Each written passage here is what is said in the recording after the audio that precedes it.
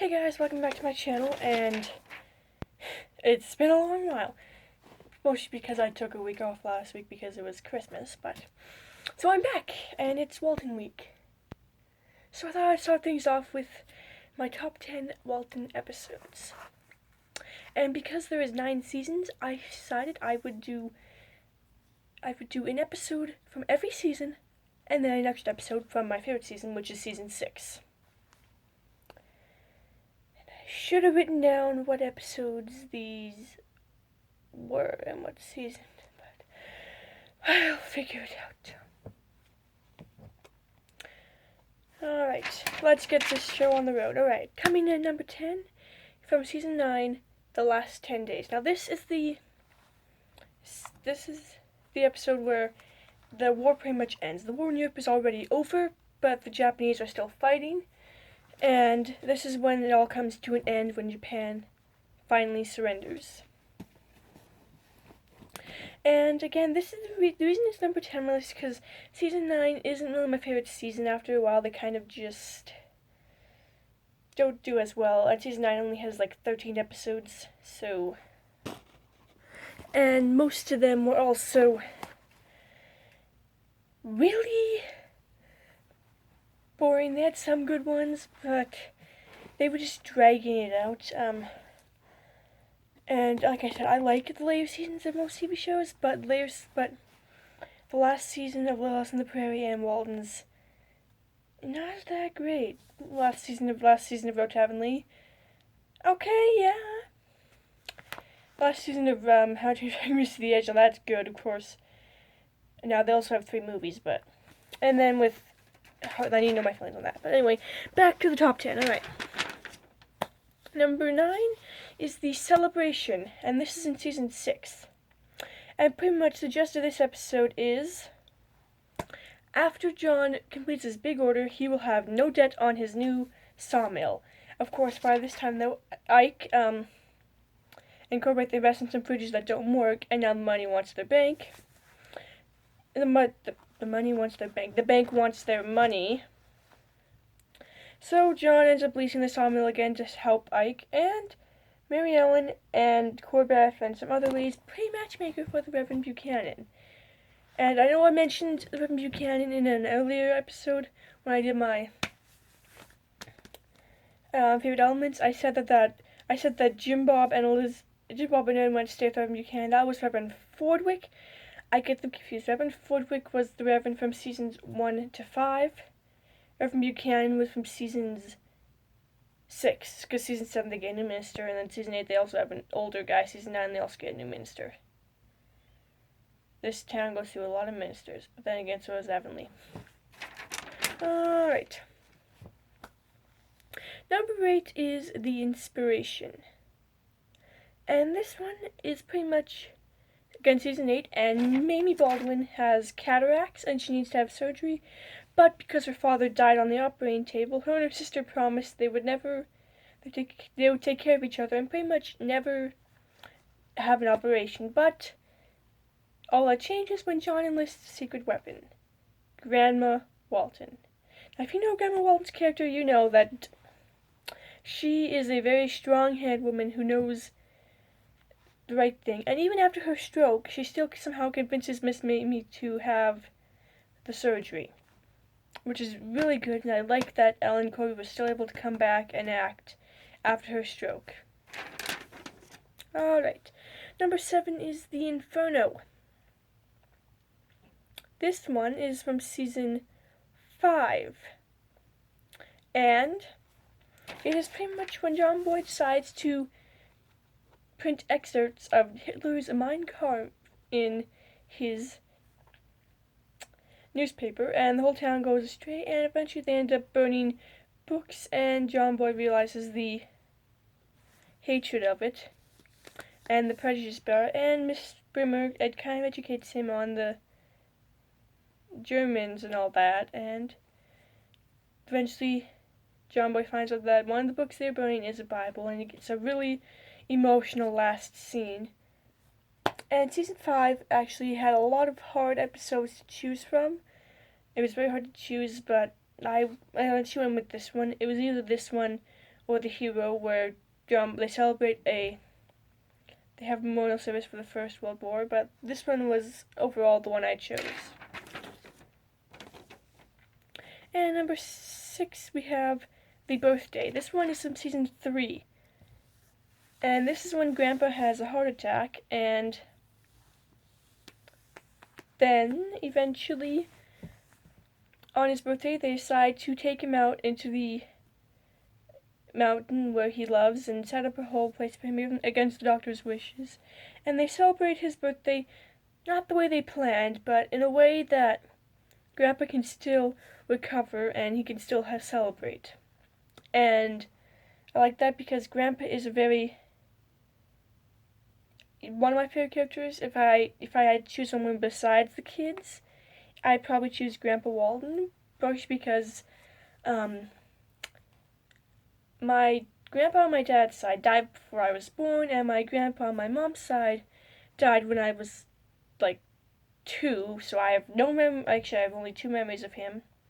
So I don't get to experience what most people get to experience with their grandpa, but my parents have lots of friends and people in the Bible study that act like my grandparents, which is very nice to me, and I enjoy it because I at least still get to experience that. And that's partially why it's on my list, because Grandpa is one of those characters that puts his grandchildren before him, although sometimes he does get stuck in his ways and he's a little upset at things, but other than that, he's a good character. And when he died in season 7, I cried. I did. Alright.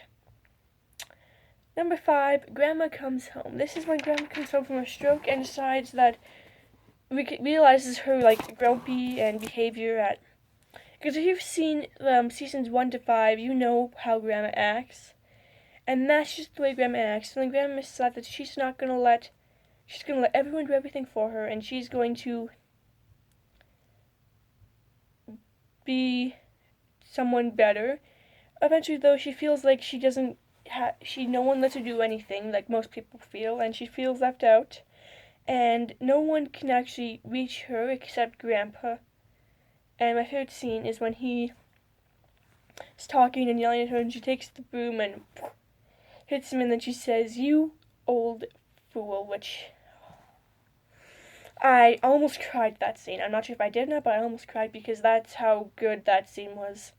Especially since that's what she always called Grandpa, and to hear her say those words after 1.5 seasons of absence. Very moving. Alright. Now we get into the top 5. Of course, that was number 5. Alright. Number 4, The Sinner from season 1. And again, season 1 was also hard to choose from just because there was a lot of good episodes in it. But I chose The Sinner because this is when the Reverend Fordwick comes, and he is used to preaching the way the missionary taught him, fire and brimstone, and if they don't come to church, they're bad people and they're going to hell.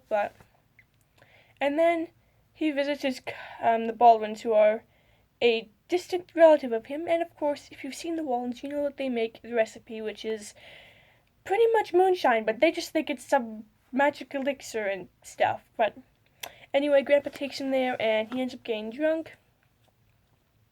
And the missionary is very disappointed in him, and she ends up giving the speech. But then he has a very good speech, and his first 3 words are, "I am a sinner." And he says that we are all sinners, but God still forgives us, and it's a very moving last scene. A lot of these episodes I chose do have that moving ending, though, just because they're good. And I chose a lot of very serious episodes because the Waltons is a serious show. They do have some moments that are funny and some episodes that are funny, kind of, but most of the episodes are serious and mostly deal with the families during the Great Depression and the Second World War and what they went through. Kind of a glimpse of history, which is partially why I like the Waltons. Alright, number 3 is The Gift. This is from season 2. And pretty much Jason's friend, Seth, and is diagnosed with leukemia and only has a few months to live.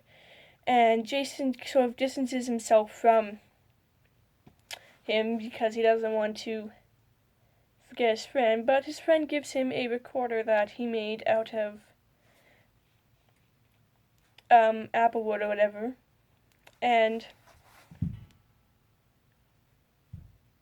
Jason sort of remembers that moment, and this actually also plays in season 5, but again, it is a sad episode.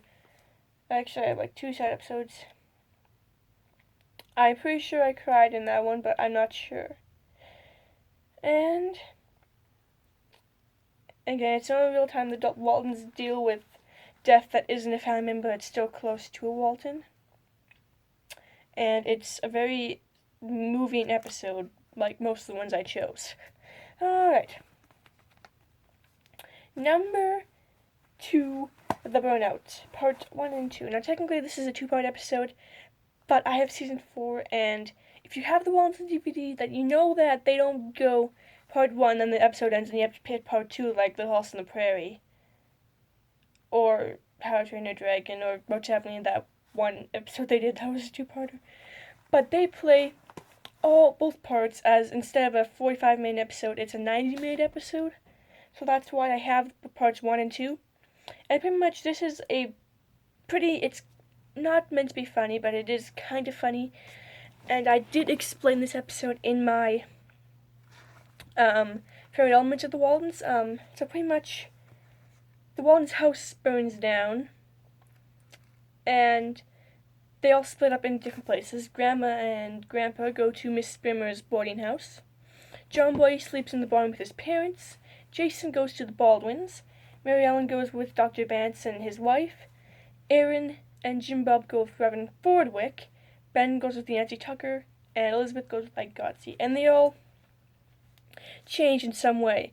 Grandma and Grandpa sort of becomes fascinated by this lady, Zuleika Dunbar, who actually ends up running the boarding house. John tries to rebuild the building the exact same way it was. Olivia wonders what's happening to her family. John Boy tries to rewrite his novel that burned in the fire, but he struggles to do it. Jason turns into a goody two-shoes, partially because the Waltons spoil him. He has his own room with an ensuite. He gets breakfast in bed.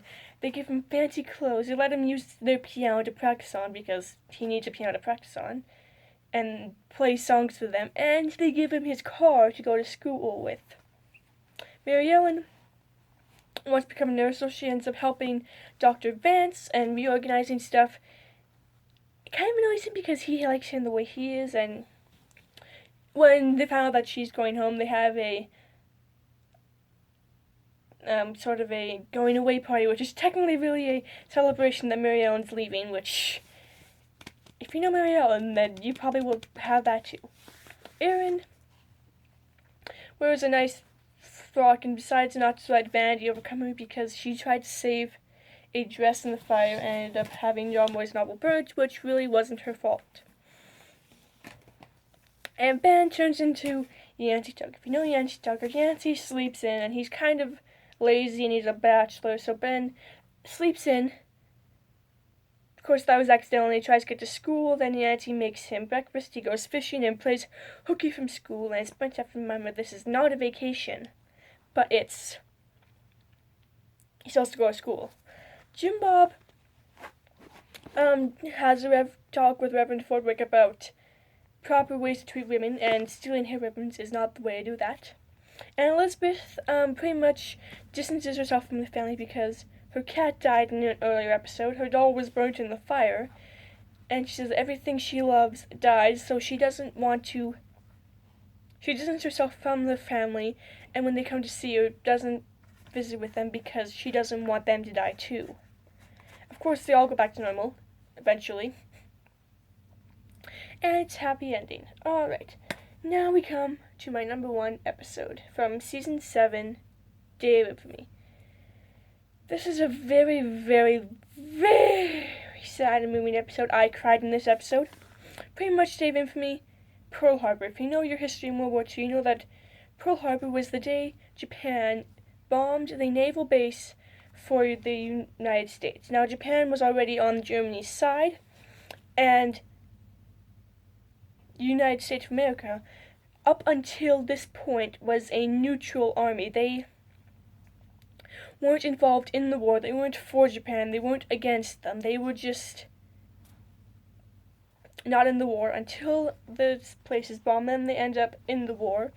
And this one, there's actually quite a bit of affecting because it's a Sunday, December 7th, 1941. Again, if you know your history. And the Waltons are all out doing their thing. What is Jason doing? I don't remember what Jason's doing. Mary Ellen is packing to go to Pearl Harbor because she's going to join Kurt.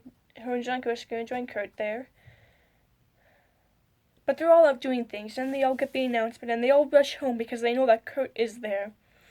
And we eventually find out that Vody Foster's son Jody was also in Pearl Harbor. So everyone waits a telegram, and we eventually find out that Kurt was killed in Pearl Harbor. And again, if you watched my video and you should have just stayed dead, then you know what happened. I'm not going to get into that now because that's a completely different episode.